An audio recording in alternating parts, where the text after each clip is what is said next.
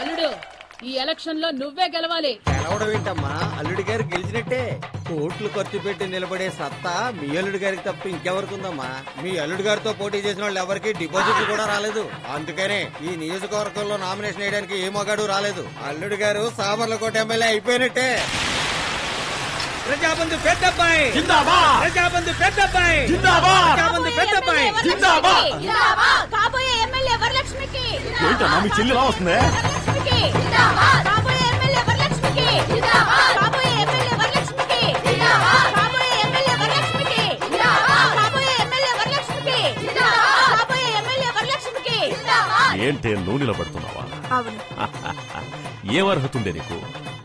కనీసం సంతకం చేయడం వచ్చా? ఇలా చూడు, ఎన్ని కోట్లైనా సరే ఖర్చు పెట్టి గెలిపించడానికి మా అత్త శకుంతల బ్యాక్గ్రౌండ్ ఉంటుంది. నీకెవరున్నారే?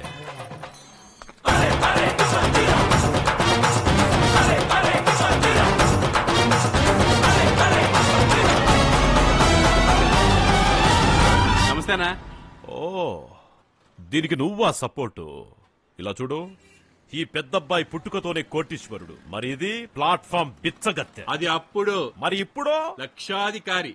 చెల్లెమ్మా, నీ దగ్గర ఎన్ని లక్షలు ఉన్నాయో అన్నకి చూపించు.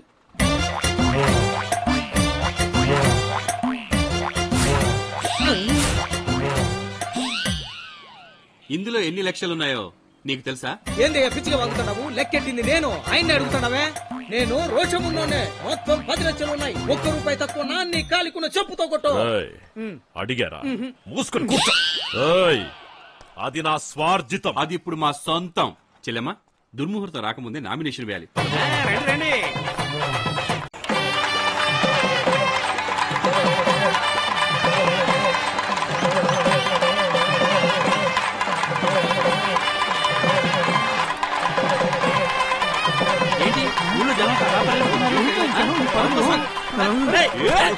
వదలండి, నన్ను వదలండి. ఎక్కడికి పోతాం? వచ్చింది, చూడటానికి వెళ్తున్నాం. నైనితారా వచ్చిందా? వదలవయ్యా, అవసరం వచ్చేసింది. చూడు, ఊరు అంతా వాడికే సపోర్ట్ చేస్తుంది. ఇప్పుడు మనం ఒంటరిగా అయిపోయాం. మీ అన్నయ్య నిజమైన రాజకీయ నాయకుడు అనిపించున్నాడు. వాడెవడో కనిపెట్టాలి. వాడెవడో కనిపెట్టి అన్ని చంపాలి. సార్, నమస్కారం సార్. బుల్లబ్బాయి గారు ఉన్నారా? ఏంది బుల్లిబాయి గారు ఉన్నారా? ఏం మాట్లాడుతున్నావమ్మా? ఏంటండి ఇది బుల్లబ్బాయి గారి ఇల్లు కాదా? బుల్లిబాయిలా?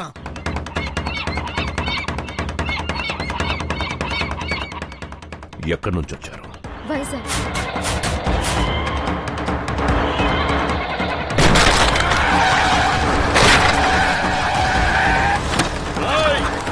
ఎవరని జుట్టు పీక్కునేలా చేసావు కదరా. ఇప్పుడు తెలిసిందిరా నువ్వెవరో. ఎవరికి రా సినిమా చూపిస్తావు? రాయ్, తీసుకురండి రా.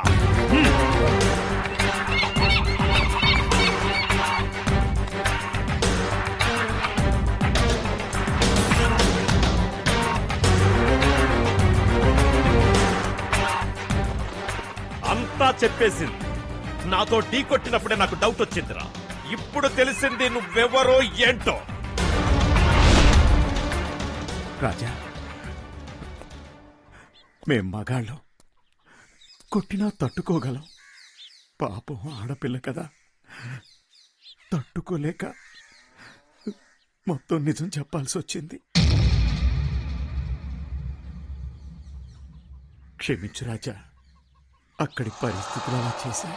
ఏమ్మా, బుల్లెబ్బాయి చచ్చి 15 ఏళ్ళయిందే. బుల్లెబ్బాయి ఇల్లు అని అడుగుతున్నావు? ఇది మా అన్న పెద్దబ్బాయి ఇల్లు. వైజాగ్ నుంచి వచ్చావా? ఎప్పటికే మాస్ రాజా ఒకడు ఎక్కడి నుంచి వచ్చాడో తెలీదు. మా అన్నతో కబడ్డీ ఆడుకుంటున్నాడు. నువ్వే ఆట ఆడుకుందామని వచ్చినావా? ఏదో కథలు చెప్పాయి. చెప్పు, నువ్వెవరో? నేను మాస్ రాజా లవర్ని. మాస్ రాజా లవరా? రాయ్, పట్టుకోండి వాళ్ళు.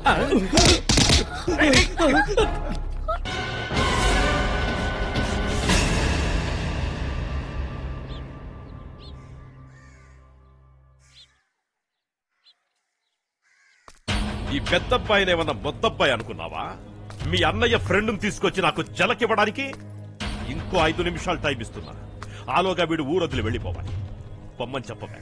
పొమ్మని చెప్పా. అరవకు, ఆగు. అతను మగాడు, నువ్వు మగాడు. నువ్వే పొమ్మని చెప్పు. పూటకి గతి లేకపోయినా పొగరికి మాత్రమేం తక్కువ లేదే. ఇప్పుడు నేనిస్తాను వీడికి జలక్. ఏయ్, తీసుకురండి రా ముసల్దాన్ని.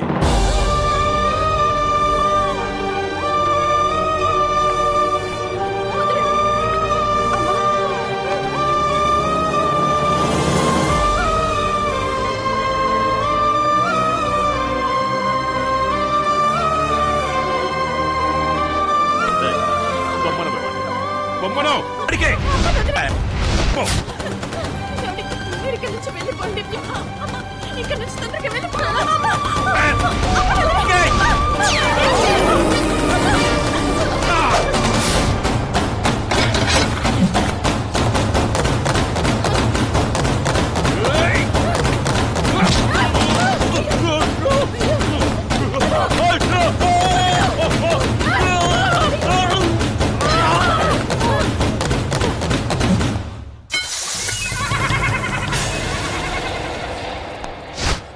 చూడు, పోటీ నీకు మీ చెల్లికి, పగ నీకు నాకు.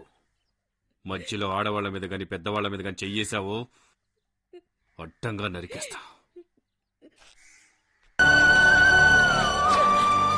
ఇదిగో పట్టుకోండి, పట్టుకోండి, పట్టుకోండి.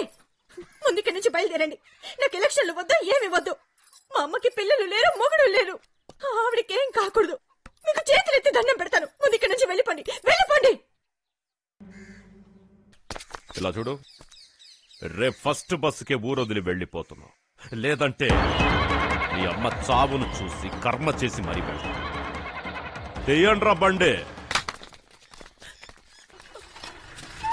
వరలక్ష్మి, బాధపడకు.